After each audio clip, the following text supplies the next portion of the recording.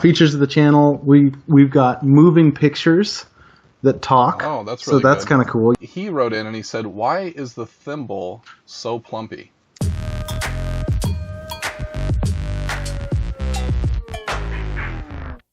All right, stop. Collaborate. And listen. Welcome to G Club's Stop, Collaborate, and Listen, a show designed to get to know the board game community. This is where the board game movers and shakers stop what they're doing, collaborate on topics, and where we get to listen and learn from the designers, publishers, media creators, and you, the gamers. I'm your humble host, JT, and I've got Daniel from on the show with us to talk about his channel, Plumpy Thimble. So let's get to know our guest. So, Daniel, who are you? What's your role within the channel, and what dessert best describes you? Ooh, all right. Well, as you said, my name is Daniel Robison. I run the Plumpy Thimble YouTube channel, which is kind of branched out into Instagram and Twitter, and I'm starting some written blog posts as well, just going over game reviews. I play as many board games as I feasibly can in my spare time and try to review a few of those. My role in this is, it started out as a hobby, still is a hobby, and probably will remain a hobby. But yeah, I review games. I started this because it was something that I wanted to do to show people that I know, friends and family, what type of games are out there. And that's pretty much what I'm still doing today. If I had to pick a dessert that best describes me, I would, I'd have to go with probably lemon meringue pie. They're pretty large and sugar-filled and pasty white, with a little bit of tartness on the inside, a little sour. So yeah, we'll go with that. And so what the wind-up's going to do is going to give you a chance just to talk a little bit about the channel, and then the pitch is going to give you that opportunity to give us that sales pitch, all right? So why should we watch the channel? So talk a little bit about the channel. What types of content do you have? Do you have any particular features? How frequently are you posting? Those kind of things. Yeah, so the types of content that I have, primarily reviews. It's something that I enjoy doing, and it's the most content that I have on the channel. Is I'll get in games and I'll review them, or I'll review a game that I already really like and would like to share my opinion about. And yeah, so that's primarily the content that I have. I also do some RPG playthrough videos or RPG sessions that get thrown up on there, as well as channel updates and just tidbits that seem interesting to me. I mean, I figure it's my channel. I can kind of do whatever I want. Really enjoyed doing a Christmas episode last year, and I think I'll probably do that again. And yeah, it was pretty fun. So just like I said, primarily reviews, but whatever I can to keep it interesting, both for myself as well as anyone that might happen to tune in. Features of the channel, we've got moving pictures that talk. Oh, that's really so that's kind of cool. Yeah, we're like jumping on that bandwagon. Mm-hmm. I think it's going to stick. Mm-hmm. But yeah, features are the videos, and occasionally we'll do giveaways. There's information on games that I find interesting or games within a certain category. Yeah, that's pretty much what it is. As far as frequency of content, I shoot for at least one video a week. Sometimes it's less, rarely it's more, but the main thing for me right now is not getting burnt out on this, because it is still it's a hobby, and it's a hobby that I enjoy, and if I'm going to keep doing it, I want to make sure that I keep enjoying it. Yeah, nothing worse than having a hobby you don't enjoy. Yeah. All right, so we've done the wind-up, and now we're going to get into the pitch. So, who is this channel for, and why should somebody watch your channel? Okay, cool. So originally this channel was for people that were completely uninitiated in the board game hobby, and to an extent it still is today, except as I've done this for a little over a year now, I've come to realize that there are so many games out there that a lot of people can benefit from opinions on pretty much anything. I mean, if I'm interested in a game, I'm not going to go to a single reviewer. I want to get as much information about it as possible. So I realized this didn't have to just be geared towards complete beginners, kind of like myself a few years ago, but it could appeal to everybody. And so that's what I'm trying to do. And the way that I'm doing that is, especially lately, is scripted, concise reviews in which I can show how the game is played very briefly, not in-depth rules explanations. A lot of my older videos did have that, but I'm moving towards something where it's just like, this is kind of how the game is played, and this is what I think of it. Positives, negatives, without going to like a straight pros and cons list, just laying it out there, as quickly, as concisely as possible, and as clearly as possible, which helps with scripting because you're going to find out through this interview impromptu is not really my thing. But yeah, so who my channel's for, I mean, standard answer is for everybody. And the reason I think you should tune into it is because I think I'm offering an interesting perspective and one that could be beneficial and entertaining, hopefully. Yep. Just like everybody else. I'm unique, just like everybody else, right? Yep. There you go. All right. So we've done the windup, we've done the pitch, and now we're going to do the swing. And this is an opportunity for you to protect the plate here, right? And we're going to hit a few back in your direction and see if we can get to know a little bit more about you. So one of the things I did is I went out to Twitter, I went out to Facebook. I even solicited people on the street, okay? Trying to find people that would ask a question. Really didn't find anybody. But we did get some questions anyway, so I'm going to go to my mailbag. Let's see what we got in here. Oh, Joanne's ad. My wife will be happy about that. Oh, my gosh. And another credit card bill. They keep coming. But I did find this in here, so this is from the fans. It's in reverse. All of them, huh? All of them. So they all wrote in one. As you know, Kaz from the Dice Odyssey, he wrote in and he said, "Why is the thimble so plumpy?" Oh yeah, Kaz, he's my fan. Why is the thimble so plumpy? The thimble is plumpy because he stopped playing sports at a pretty young age because he got afraid of the ball in baseball and was traveling a little bit too fast. But he kept eating cheeseburger dogs from 7-Eleven. Eventually he went to college, gained the freshman 15, got married. The whole thing sort of compounded in itself. And that's kind of why he's plumpy. Okay. Christian from Take Your Chits. There you go. Dab it around here. Dab it around. A little dab will do ya. Wait, that's, feel gross doing that. Yeah. If you could have one food for the rest of your life, what would it be? A pizza. Like I've thought about this one. I've thought about this one a lot, long before you even considered asking the question. Pizza, hands down. I mean, especially if I could pick. I mean, if I picked a food group and I could have anything in it, like there's so much variability in pizza, and it's the best tasting food. I mean, I probably wouldn't have much, too terribly long of a life, but that's fine. Yeah. I get to eat pizza every meal. Yeah, there's a variety of pizza. So yeah. Okay. All right. The one that he was really excited about was NSYNC or Backstreet Boys. Oh, there's no question. That's NSYNC. The name was cooler. The song that I know from NSYNC is better than the song I know from Backstreet Boys. Which is? Yeah. Backstreet's Back. All I'm right. just kidding. I know that's Backstreet's. Bye, bye, bye. I even did, we did a music video to that in college for the school talent show, and I had to learn choreography, but I didn't. It was pretty bad. It was pretty bad. That one didn't. Well, my part was pretty bad. It is on YouTube. Okay. No, it's there. Okay. Well, I might find that later. Next up, fast food joint. What's your favorite one? Okay, I'm going to exclude Five Guys and In-N-Out because they're kind of a notch above for me. Okay. But I'm going to go with McDonald's, which I actually worked at McDonald's for about 3 weeks once, and I still enjoy their food.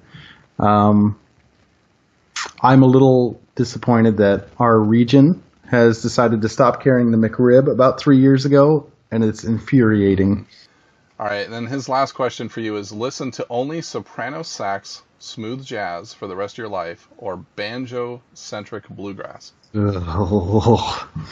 going to go with banjo-centric bluegrass. Okay. There's always a chance that maybe it's Steve Martin playing, and I did an on-air internship for a jazz radio station in college, and it was terrible. I'd mispronounce the names of the artists, and people would call in and correct me.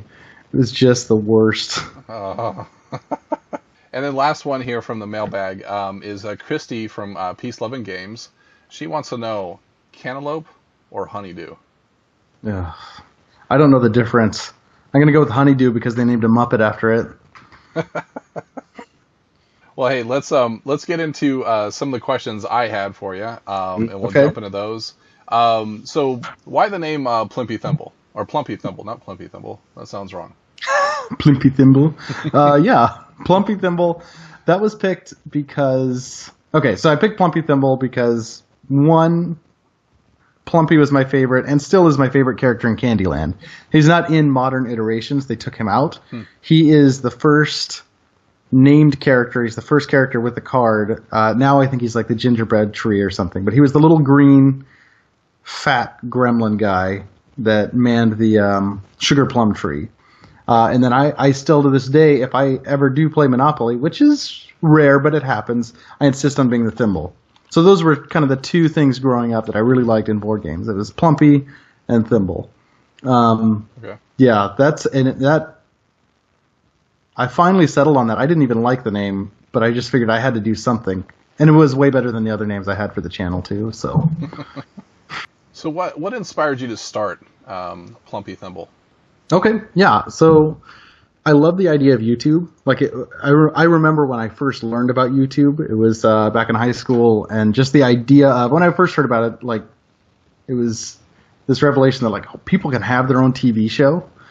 Like, you can broadcast your own thing. I thought that was really, really cool. I didn't do anything with it until, much, much later. But the idea of being able to broadcast something. But the problem is I didn't have anything to broadcast. So once I got into board games and started watching people like Bauer's Game Corner and the Dice Tower, I started realizing that this is something I could do. Even if it's not necessarily for a wide audience, I enjoy doing that kind of thing. Like, I like having that creative outlet. And I had just come off of, I'd ran a personal movie review blog for about 3 years, and it just was going nowhere. I mean, I was writing reviews for myself, which was fun. It was a fun exercise, but after a while, I was kind of in a vacuum. And I still do movie reviews with another guy from college, and we kind of do that together. That's more of a fun thing for me. But yeah, I mean, after I decided to kind of drop the movie review blog, I decided to take a shot at YouTube and give that a chance. And yeah, it started out as just a fun thing, and it still is just a fun thing. I noticed a transition this year, sometime about midway through the year, maybe a third through the year, where you went from that standard, I'm doing an intro, here's the game, here's the rules, and, here's the, final thoughts. And you were mentioning how you've kind of transitioned into this, this concept of having kind of a B-roll where you're just constantly scripted and walking through kind of an overview, but almost story-like. So talk to me about what made you do that transition and how well that's been received. Okay, yeah. So, I mean, initially the reason I did it was because on a lot of the Facebook groups, Monopoly Gamer was kind of blowing up. Like, people were talking about it all the time. And that was like kind of when I first started getting into the Facebook groups. I was doing the channel before I even knew those groups existed. And so people were going nuts about this, and the wheels started turning. I was like, people are talking about this a lot, and there's really not any reviews out there. So I bought the game, bought all the extra characters, played it a few times, and I was like, all right, let's do this. There's no reviews out there for it, so I am in my opinion, a much better writer than I am orator. Like, I can write something out much clearer than I can speak it. And so I did that. I just kind of wrote everything out, and then once I had that, I wrote out a timeline of, match these words with these shots. I made not a story. I mean, it would essentially be a storyboard, but it was all text. Right. I said, match this paragraph with this shot, and so I just threw it together. OC Remix is a website that I've known for a long time to have really good Nintendo or video game music remixes, so I knew that they had really good Mario Brothers stuff. So, it was nostalgic for me too, because I grew up playing Monopoly and I grew up playing Mario Brothers, so this was a fun video.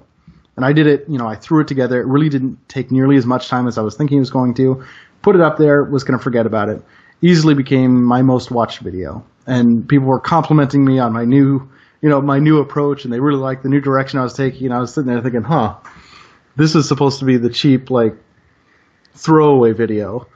And so I thought, well, that's an interesting turn of events. And so I just kind of stuck with it. Like, I understand people will watch YouTube reviewers and they watch it for the personality sometimes. Sometimes they don't. Sometimes they just want the quick information. So I've been trying to mix a little bit mix those two together by having personality in the reviews, in the way that I write them and deliver them, as well as throwing in just a short introduction with me in front of some games. And like, I know you and I and Christy and Christian, we've talked about how to make more unique and interesting videos. And I think this is a small step for me in that direction. I think there's a lot more that I could be doing to make things more interesting, but this right now is the easiest, most drastic step that I could take, and it's working really well for where I'm at in my life with my schedule and everything. It's something that I can pump out as quickly as possible while still having the quality that I'm looking for. Right. Yeah, so it's worked out pretty well. I like how you said that you know, everyone's like, oh, I really love this new direction you're going in. Yeah. You're like, I didn't know I was going in this direction. I just was throwing this out there. My garbage video, you liked that? Yeah. I figured, I was like, it's Monopoly. Like, I can screw up as much as I want on this one. No one's going to care. Who do you know in the industry that you think others should know? Okay, yeah. Honestly, like, I interact with a few different publishers, but not on a very deep level. Usually it's like, hey, who wants to review my game? Or they'll contact me and say, hey, would you like to review this game? There's some really, really nice people that I met. I wouldn't say that I necessarily know them. The closest would possibly, and I mean, if he ever saw this, he'd be surprised me saying this, but Brian Hank from Overworld Games. Oh, yeah. Really enjoy his Board Game Business podcast. Enjoy following him on Twitter. We've interacted a few times on Twitter. He sent me a review copy of the only game of his that didn't get backed on Kickstarter, so I feel a little bad about that. But yeah, I'll probably never get another one. I met Brian. He's actually a nice guy. He came up to a playtesters meeting that we had, and awesome. He brought the expansion to Cops and what is that game? Good Cop, Bad Cop? Good Cop, Bad Cop. Yes. And okay. He brought the expansion up to play test it with the folks there. So, awesome. Yeah, nice guy. Yeah, I would love to meet him. The content that he puts out and the games he puts out, the fact that he not only runs a board game company, dabbles in design, and then also takes time to interact with people is really, really cool. So I would say he's one guy that, I follow him on Twitter, I guess, and buy his games. He's a pretty cool guy. Other than that, it's all pretty quick interactions. I would say the people that I would recommend in the industry would be other media creators. Specifically, the people that I put on my channel's featured channel page, so right on the sidebar there, are all people that I have either interacted with personally or have kind of grown alongside as our channels grew. And so they are all people that I really recommend.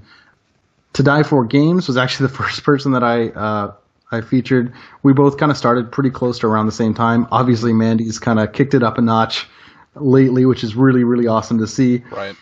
Yeah, that's really cool to see. Yeah, it's really neat to see her out there. She has been everywhere lately. Yeah. So it was, I found her channel because I was looking for people that had similar, had started around the same time as me and had pretty low subscriber bases. I was just trying to meet up with other people. And so hers was one of the first channels that I started watching after I started up Plumpy Thimble. Cardboard Stacker's another one. That guy makes the best Millennium Blades videos out there. He makes the most thorough Millennium Blades videos. His reviews, everything are fantastic. I would love to play him in Millennium Blades. It's my favorite game. He would destroy me, and it would be a blast. The Dice Odyssey cause is just... Yeah, Cause is Cause. He's one of the most enthusiastic people I know on YouTube, and it's just a blast to watch. Sugar High Score is another one. I think they're pretty popular more on Twitter and Instagram maybe, but they do this cooking show, which we're talking about unique takes on sort of board game media. I love watching cooking shows, and I love board games, and they take both of those and they mix them together, and they make some really, really impressive stuff. So Sugar High Score, highly recommend that one. And then now take your chits, yeah. Oh yeah, that guy. I think I vaguely know who that is. Yeah. Yeah, I think that's No, Christian's a really great guy, and he does a similar thing. He doesn't.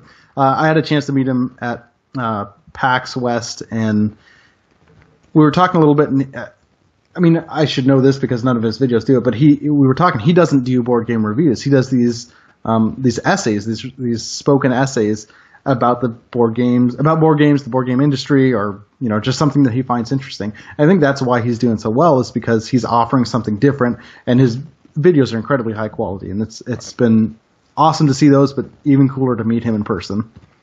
Oh yeah, and then G Club channel is also a featured channel on Plumpy Thimble. Oh, okay. Yeah. Those guys. Yeah. Yeah. Yeah, I'm not sure if I recommend them. Add you right now. Thanks. What was that red pill moment that got you into the hobby? Like, what was that game or that moment that said, aha, there's something way more than just, your standard Monopoly and Risk? Yeah.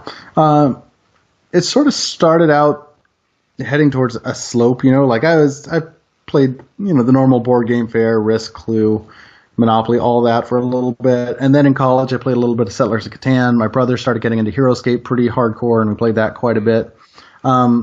Didn't really click until after college. The summer after I graduated from college, I started playing. Or actually, I was working at a summer camp, and we had dial-up internet and very little to do unless you wanted to like hike or swim or go on a nature trail, something like that, which I was not particularly interested in. So we decided to stay indoors and play. Someone had brought a game called Star Munchkin. Oh, okay. And good grief, we played that game a lot, like a lot. And it got to the point where, we're making $5 an hour at the summer camp, and we go down for a weekend, and we're like, we got to find a game store, and we all bought a different version of Munchkin, and we would, mix them together and play them. I get that Munchkin's not like the greatest game out there, but it was the one that got me into it. Shortly after that, I started playing a little bit of Talisman, and just sort of, it's the thing that wedged the door open just a little bit, and then it got wider and wider and wider, and here we are. So that was. This is about 7, 8 years ago that I started playing Star Munchkin. I still have it in my collection. I can't remember the last time I've played it, but it's there mostly for sentimental value. Yeah. Munchkin's one of those games that kind of it does really well in short bursts, but when you hit that like hour and a half game, it starts overstaying its welcome. Yeah. And then someone ever mentioned before, if you ever thought about doing a fantasy version of Monopoly. That's where Talisman came in for me. I struggled with that one. I like that you could go either way on the board. Right. I don't know why that captivated me so much, but I just thought, wow, that's so innovative. It's beautiful. Think back to like a year and a half ago when you were just starting out. What advice would you give somebody who's just getting started with their content? Okay. I would say just keep doing it. Like, first of all, make sure you're doing it for the right reasons. You hear that all the time. Anybody that talks about anything, like if you're doing this specifically to make money or anything like that, you can do that. It's not going to be fun. It'll be more like a job. If you're doing it because you enjoy it, because it's fun, keep at it and keep getting better. Like I can use some work on the keep getting better part, but keep producing content. Don't get burnt out. If you need to take a break, but then get back on it. Just the consistency of saying, I'm going to keep doing this. And if you're just starting out, like, you don't need to get free review copies. A large chunk of my early videos, all of my early videos were all games that I was making a review for because I was like, this is a really cool game and my brothers across the country would really like this. Or, my friends back home in California, because I grew up in California, they would like this. Like, that's why I started making this, or why I chose the games that I did, because I was excited about them. So be excited about what you're doing. Keep getting better at it and keep doing it. The other thing is just move past negative comments. Like, you're going to get them. You're putting yourself out there on the internet. It's scary. Don't delete the bad stuff. If it's terrible, like, learn from it. You can delete it. Do whatever you want to do with it. It's your content. But it's kind of nice to see where people come from, and it's nice for yourself to see where you've come from. Just keep improving. See where you've come from and take a look at where you're going, and just keep improving, keep doing what you want to do, and keep having fun with it. I guess. Like I said, I've only been doing this a year and a half, so this advice is for myself more than anybody else, too. Yeah, it makes sense. Especially when you get that first one, I think it's actually a milestone. That's when you know you're a proper content creator, is when you get your first negative comment. Oh, yeah. And then when you're really up to it, throw your reviews on Reddit every now and then. Boy, howdy, I had one tank today. I am not brave enough for that land of the internet. So I will say, like, people generally avoid it, right? Like, that's the common thing is, oh, stay away from that cesspool or whatever. You know, it's a big pool of negativity. Even with that, even with my review, like, getting tons of thumbs down and the comments on that thread being horribly inappropriate, and which doesn't normally happen on the board games subreddit, but like it was just a throwaway. Like, my views go way up if I post to Reddit, regardless of whether they like it or not. Like, people are clicking the link.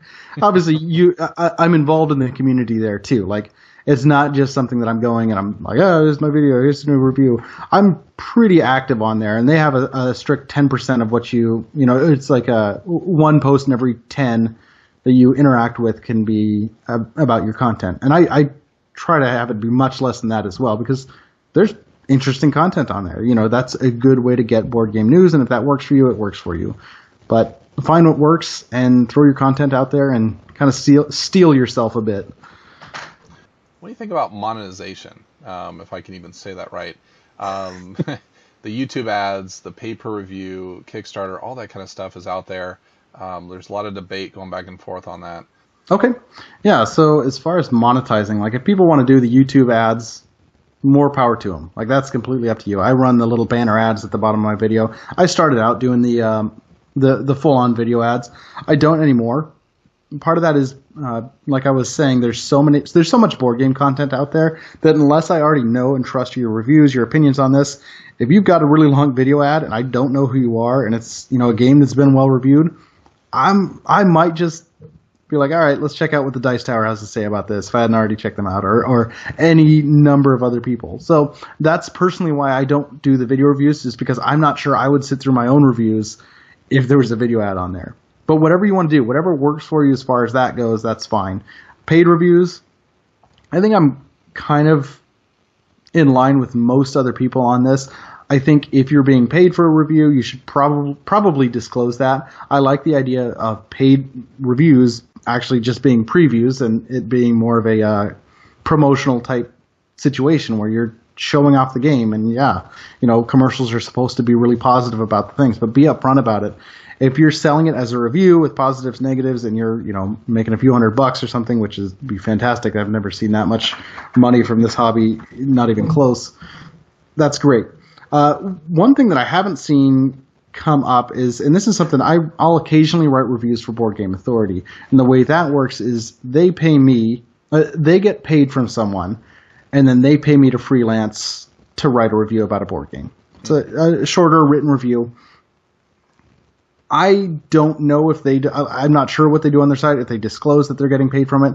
But the arrangement that we have is that if I get offered a job and I take it, I have no obligation to the board game manufacturer. I have no obligation to the producer of the game. I don't even contact them. I am not allowed to contact the designer or the publisher of the game. They just say, Board Game Authority says, here's the game. Write the review, negative or positive, whatever you want. We'll give you such and such amount of money. It's not much. It's, you know, it's enough for me to buy more games. Like, it's really, and that to me, that.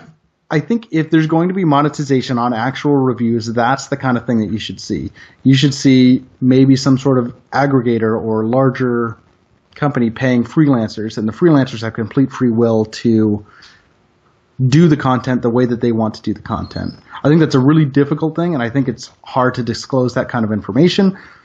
But if I were to see actual reviews being paid for, that's how I'd want to see it done. Yeah, I mean, I'm pretty sure that you got, you know, like in the tech industry, you have folks like CNET, right? Mm-hmm. They do those kind of things. They pay for their folks to do the reviews, but I'm pretty sure they're getting a lot of dough thrown their way, as well as all the free product that they're getting, so they can do the reviews. Right, right. So that makes a lot of sense, and it kind of shields you and gives you a little bit more of that benefit of the doubt that you're not, you know, compromising on your integrity or something. Yeah, it's a tricky situation. People get pretty heated about it. I mean, like, here's the other thing. Like, as far as paid reviews, I go to a lot of different sources if I'm going to pitch out money for a board game.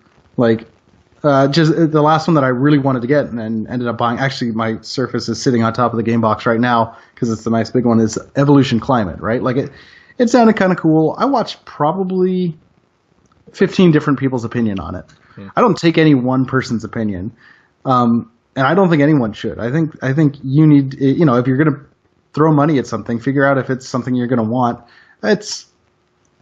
Some people have the exact same taste as other reviewers, and they have that trust. That's great. But like, we have so much content, and there's so many options out there. If you find out one person's taking paid reviews, which I don't condone, I think if people are being paid to give fantastic reviews about something, that kind of sucks, right? But as a consumer, since I'm a consumer as well, like, I know my responsibility is to not just trust one person, like, do as much research as possible. But not everyone does that.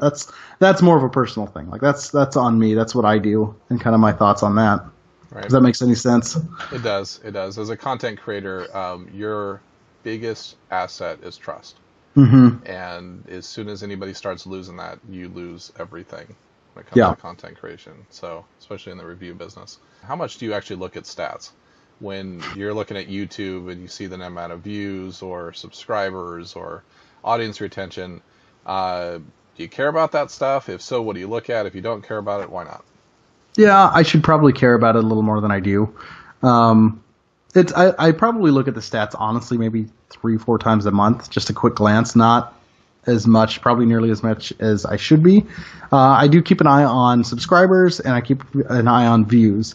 I do that just to see which videos are doing better than others, try to figure out where I published that video, what I might have done differently, and if the length is different, again, looking at the stats probably would help me a whole lot, and try to figure that out instead of just looking at the numbers of views. Subscriber base and views is primarily what I look at. I keep a pretty close eye on that, and I think that's inexperience speaking more than anything. I'm not incredibly familiar with Google Analytics. It's an awesome system that YouTube has built right in there because it's easy to take a look at everything. But yeah, I could definitely be utilizing that a whole lot better to plan out videos and see, the best time to do things, what works the best, where that source is coming from. And I love that you have that option. I just don't do it nearly as much as I probably should. How often are you now playing games for fun versus playing games for reviews right now? Yeah, it's probably about 60-40 in favor of reviews right now, which is, it's all right. Like, thankfully, I enjoy a lot of games. Like, that's something about my channel. You don't see too many negative reviews, and honestly, like, what I've been going for lately is an open and honest, fair, like, here's the good, here's the bad, here's my final opinion on it. Like, no review. I'm trying not to make any reviews incredibly glowing unless it's absolutely deserved. I want to be as fair and open as possible, which means that with that 60% where I'm not playing the games that I want to, it means I'm not playing Evolution Climate, or I'm not playing Millennium Blades. Like, I hardly play Millennium Blades, and it's like the best game out there. That's a bold statement, but I love it. The point is, like, there's a ton of really good games on my shelf that I have put on my shelf personally because I paid for it. Like, I went to BioLife and I donated plasma, and that's paying for my board games. Like, those are the games that are up on my shelf right now that I'm only playing about 40% of the time. I'm not going to complain. Like, I'm getting some free games. Like, publishers are valuing my opinion, which is nuts. It's crazy. It's not something I ever thought would happen. Especially starting out. Like, I thought maybe it's like, I'm doing this. Maybe this could, help me in the hobby. Like, this is something that'll grow to a little bit to maybe I'll get a game occasionally. I'm not going to complain that I have to play games. Like, it's awesome. That's why I love this hobby, is because I get to explore a huge variety of games, and there's so many games out there. So yeah, it's about 60-40, and I'm not complaining about that. I still think it's pretty cool. It is. It's so much fun to be able to do this kind of hobby, the content creation and playing the games and everything. I mean, who's going to complain? We got to play games, right? Yeah, exactly. And then you get to exercise the creative aspect of your brain because you're coming up with reviews and you're analyzing everything. Like, it's a huge, really fun exercise for me to get to do that. You grab a box and it's like, this box is an experience that you have not had before. Open it up, experience it, and then break down what you liked and what you didn't like about it and why other people may or may not like about it. Like, that's awesome. That's super cool. And I'm like, yeah, I'm not going to complain about it. Sure. No. What's your greatest challenge as a content creator, and what do you enjoy most about content creation? Ooh, okay. Greatest challenge is so my greatest challenge is probably working around my limitations. I'm a pretty cheap guy, and like I've got a family to take care of. I got bills to pay, which means I don't have a lighting kit. I'm using a Coolpix for my camera and like a $10 tripod from Amazon, and natural light.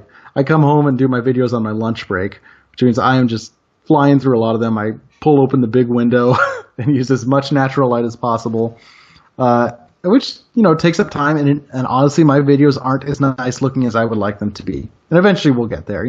Eventually, I will save up money and I'll stop buying board games and just for a moment, so that I can get even a cheap lighting kit or save up to get a nicer camera or something like that. Working around that, and then just the backlog of games sometimes. Like, I have to keep myself on a schedule. It's that 60-40 thing again. I have to say, no, we're not going to play this tonight. We're going to play this brand new game, and it's getting people to play that is challenging sometimes too, because it's like, hey, here's this game you love. Like, not everyone enjoys learning new games as much as I do.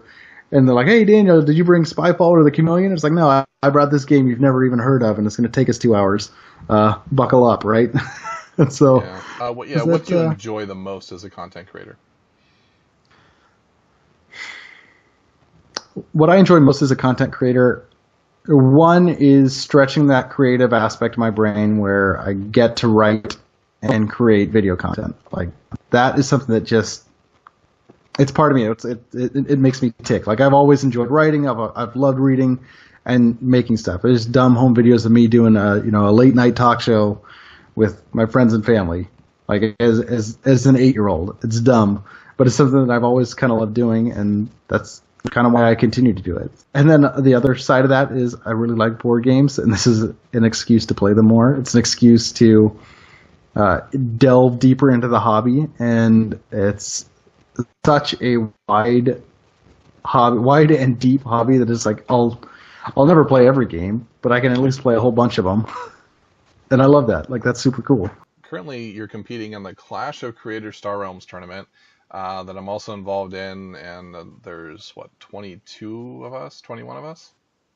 21 of us. Yeah, 21 of us. Yeah, and you had a classic trash-talking video that I thought was great, especially the part where you dabbed. And I just... I was coughing. You were coughing. So... how are you doing in the tournament, and what's the experience been like for you playing against other content creators? I don't know if how I'm doing in the tournament is really relevant to this interview. I don't know if that's that important. No, right now I'm 2 for 2 in my bracket, which is good. Boards Alive is just running around everybody in our bracket. I think he's right now they're the only person that's 4 for 4. So yeah, it's a blast. It's been really cool. This has worked out so well. Like, you just throwing this together, and Christian with, everything he's put together for this too. Just in the past few weeks, I'm interacting with more content creators than I have in the last year. Like, because we said, hey, do you guys want to play this app version of Star Realms and put together a tournament? I think that's so cool. And just how involved everyone's been getting. Like, yeah, I'm going to win, and I'm going to win the $50, but that's not important. What's important is that I'm meeting these people, and I'm building these friendships, and that Christian's going to get last place. Like, those are the things that are exciting to me. That makes it all worth it, doesn't it, when Christian gets last place? Yeah, mm-hmm. Yeah, I completely agree with that. Sorry, Christian. Well, it's a lot of fun. I've certainly enjoyed seeing the content creator. I mean, having Semi Co-op use Clash of Creators to start their animation was amazing. Oh, that was nuts. Yeah, I couldn't believe that. That was awesome. Yeah, so those of you out there that are watching this, if you get a chance, go out and check out their video. It's phenomenal. I'm really looking forward to seeing them come off the comic page onto animation here. So Yeah, I remember seeing the thumbnail. I was like, oh, they get, they're going to talk over their comic characters or something. And then I was like, they're animating this? Like, oh boy. That was a lot of fun. So in a completely unrelated note to the Clash of Creators tournament, what have you learned from failure? Well, I'll let you know when it happens.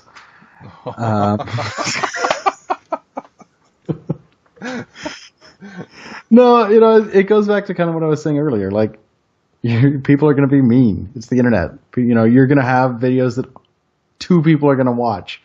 If you're doing it for the right reasons and you're having fun, like, move past it. Keep creating content. That's what we're supposed to do as content creators. If we want to keep being content creators, is we create content. Like, it sucks. Like, you have to have at least somewhat of a tough skin for doing this, because you are putting yourself out there. You're being vulnerable. You're saying, hey, 7 billion people, here's me. And, two people are going to watch it, and one of them may say something terrible, and the other one will just give you a thumbs down. And that, that happens. That's, as far as failures go, like, you move on. You keep doing what you do, and you learn from it. Like, that's a lot easier said than done.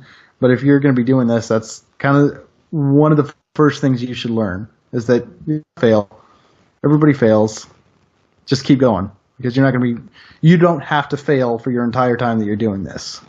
So what's next for the Plumpy Thimble? The future Plumpy Thimble is to become more interesting. I'm not 100% sure what that's going to look like, but it's something I'm going to shoot for. The reviews are going to stick around for sure. I mean, that's mine and a lot of other people's bread and butter. What those reviews are going to look like, they'll probably stay the same for a little while. I'm really liking the format that I'm using now, but that can change. If I can come up with a better way, more interesting and engaging way to do it, I'll do it. All right, next segment up here is called The Catch. This is where I get to call the balls and strikes, like we're playing some kind of game or something, even though you're the only one playing. So it's like solo mode. Okay. For some kind of game show that probably no one would watch. But what I'm going to do is I'm just going to pepper you for quick answers. Some of them might take a little bit longer than others, but some of them I'm hoping are going to be pretty straightforward. And those of you that are playing along at home, feel free to answer any of these questions down in the comments below. So, first up, what is your meeple color of choice? Purple. What TV channel doesn't exist but really should?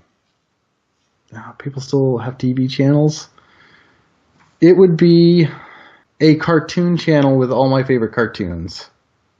Yes, that would be awesome. It'd be like Cartoon Network, but they're like, hey, let's get rid of our junk and grab Disney's good stuff and Nickelodeon's good stuff and just put them together. We'll just have reruns of Avatar: The Last Airbender, DuckTales, and we'll throw on Voltron's been pretty good. Throw that in there. Yeah.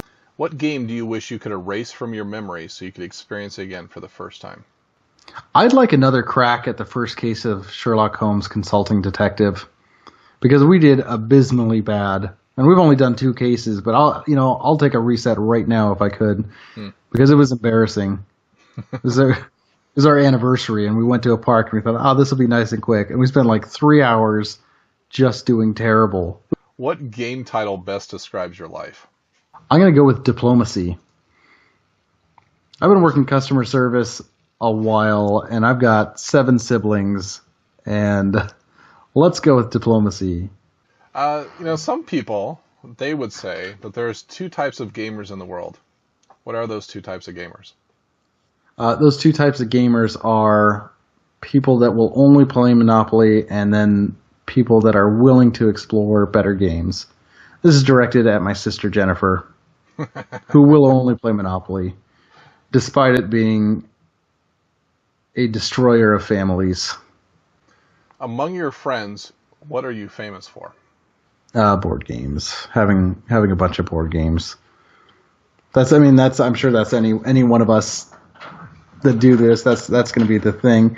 Other than that, 4-time chili cook-off champion. The trick is to buy as many animals as you can afford and then throw them in the crock pot. Then you use pizza sauce. Pizza sauce?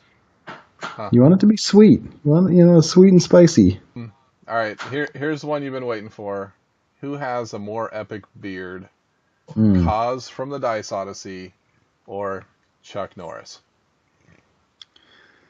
I'm going to go with Chuck Norris because I'm not entirely convinced that Kaz's beard is not just a cumulus nimbus cloud that hovers around his face. I mean, I'm convinced that when he cries, his children just think, if he cries, I don't know, that it's raining indoors. It's so fluffy.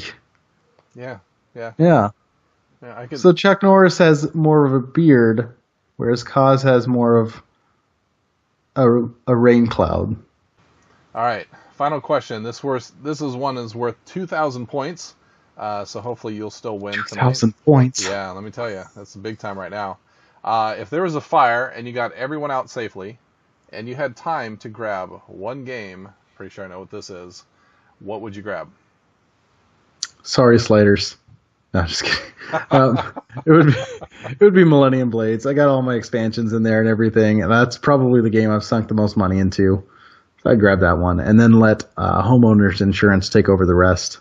We have taken care of the windup, the pitch, the swing, the catch, and now we're going to go into the call.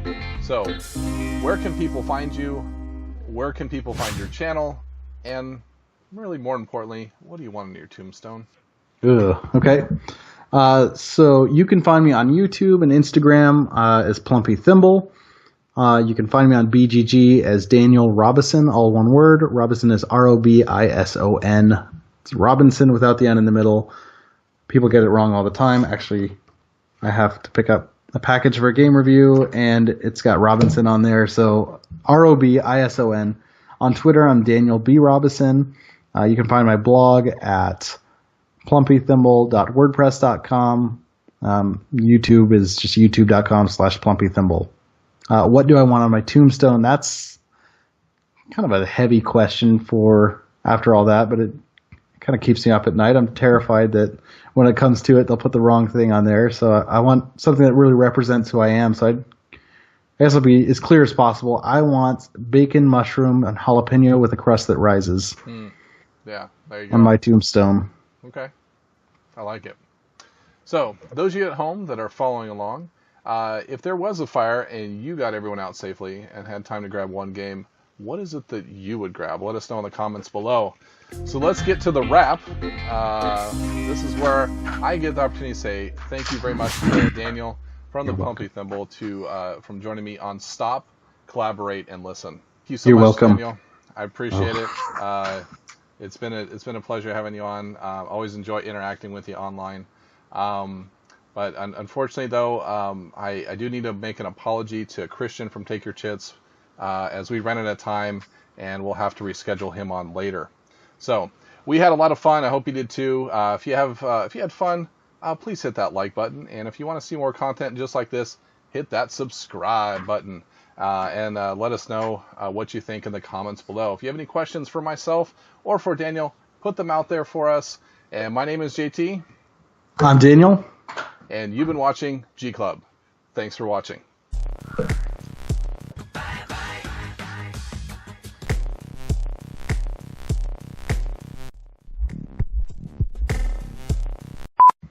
All right. Hey, we survived it. That was a good practice round. All right. Oh, man. Actually, I have you on 3 screens right now. It's really scary. That's more screens than any of my reviews end up on in their lifetime.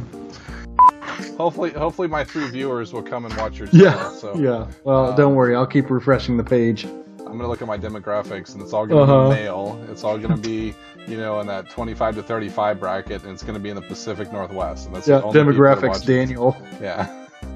All right, stop, collaborate, and listen. I misunderstood.